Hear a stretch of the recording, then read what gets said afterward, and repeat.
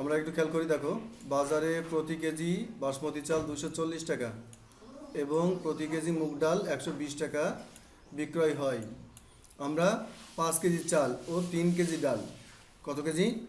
5 KG চাল ও 3 KG ডাল ক্রয় করি এবং বিক্রেতাকে 2000 টাকা দেই, তাহলে কত টাকা ফেরত পাবো বলো? হ্যাঁ,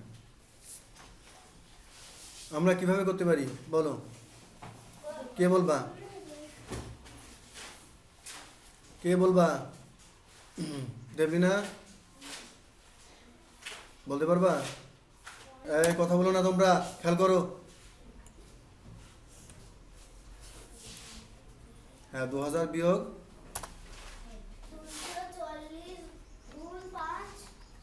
2000 বিয়োগ 240 গুণ 5, তাই না? 240 গুণ 5, হ্যাঁ, যোগ 120 গুণ 3, তারপরে ফার্স্ট ব্র্যাকেট শেষ। আচ্ছা ঠিক আছে, এই পর্যন্তই। আচ্ছা তুমি একটু আমাদের বোঝাই দাও তো যে এটা কেন করলাম আমরা। তুমি করেছো এটা ঠিক আছে, কিন্তু আমরা কেন করলাম সেটা একটু বোঝাও।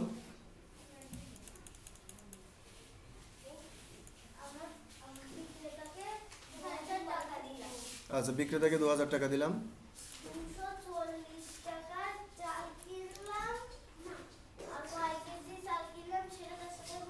হ্যাঁ, 240 টাকা ধরে 5 কেজি চাল কিনলাম, তাই তো? আচ্ছা ঠিক আছে, 3 কেজি ডাল। আচ্ছা ঠিক আছে, ধন্যবাদ সবাই। দেবলিনার জন্য ধন্যবাদ দাও। আচ্ছা তাহলে আমরা 2000 সমান 2000 বিয়োগ, তাই তো? আচ্ছা, 5-এর সঙ্গে 240 গুণ করলে কত হয় বলতে পারবা?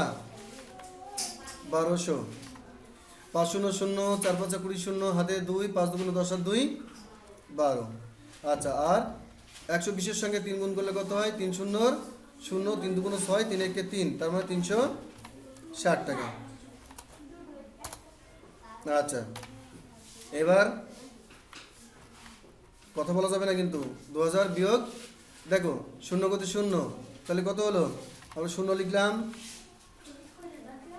6 আর 6 করতে 6, 12 আর 3, আর 3 আর 2 5, 1 1 1, এই তো ঠিক আছে তো?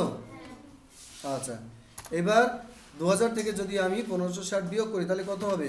বিয়োগ করি আমরা, এই দেখো 0 আর এই 0, 0 করতে 0, 6 আর কত হলে 10, 4 হলে হাতে 1, 5 আর 1 6, 10-এর থেকে 6 বাদ দাও, কত থাকে? 4, হাতে 1, 1 1 আর 1 2, তো 2-এর থেকে 2 বিয়োগ করলে 0, তাহলে 440 টাকা। ঠিক আছে কি? আচ্ছা, আমরা এবার তাহলে কি লিখবো? 440 টাকা। আচ্ছা, আমরা পরে ওটা টাকা লিখতে পারি, সমস্যা নেই। তাহলে কত টাকা ফেরত পাবো? তাহলে আমরা কি লিখবো?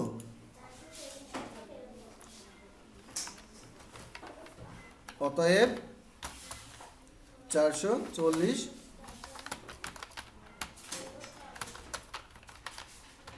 ফেরত পাবো। ঠিক আছে, শেষ করে ফেলো, এটা শেষ করবে। তোমাদের খাতায় উঠায় নাও। হ্যাঁ ঠিক আছে।